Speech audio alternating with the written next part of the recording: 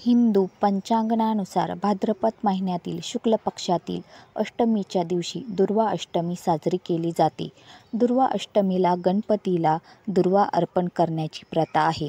अशी मान्यता आहे की दुर्वा अष्टमीला गणपतीला दुर्वा अर्पण केल्याने सगळी संकटे दूर होतात व शुभ कार्य केल्यास म्हणजेच नवीन गोष्टीला सुरुवात केल्यास शुभ अनुभव येतात. या व्हिडिओत पाहूया दुर्वा अष्टमी कधी आहे व पूजेची वेळ कोणती आहे.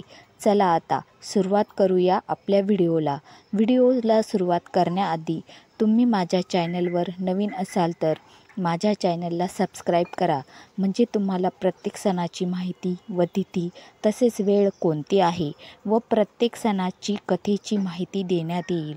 तुम्हाला माझे व्हिडिओ आवडत असेल तर व्हिडिओला लाईक, सबस्क्राईब व शेअर करायला विसरू नका. चला आता सुरुवात करूया आपल्या व्हिडिओला.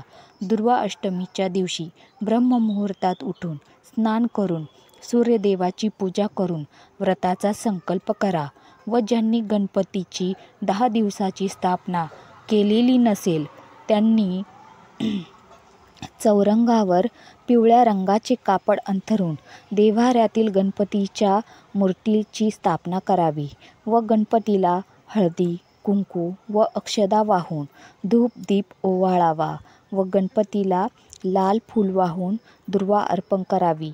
पांढरे तीळ व गूळ याचे मोदक करावे किंवा पांढरे तीळ व गूळ याची पोळीचा नैवेद्य दाखवावा व त्यानंतर गणपतीची आरती करावी. या दिवशी महादेवाच्या पूजेलाही खूप महत्त्व दिलेले आहे. 2024मध्ये दुर्वा अष्टमी सप्टेंबर महिन्यात बुधवारी 11 तारखेला आहे. पूजेची वेळ 12:05 ते 1:46 पर्यंत राहील. भाद्रपद शुक्ल अष्टमीची वेळ मंगळवारी 10 तारखेला 11:11 लागेल तर समाप्ती बुधवारी 11 तारखेला 11:46 पर्यंत आहे.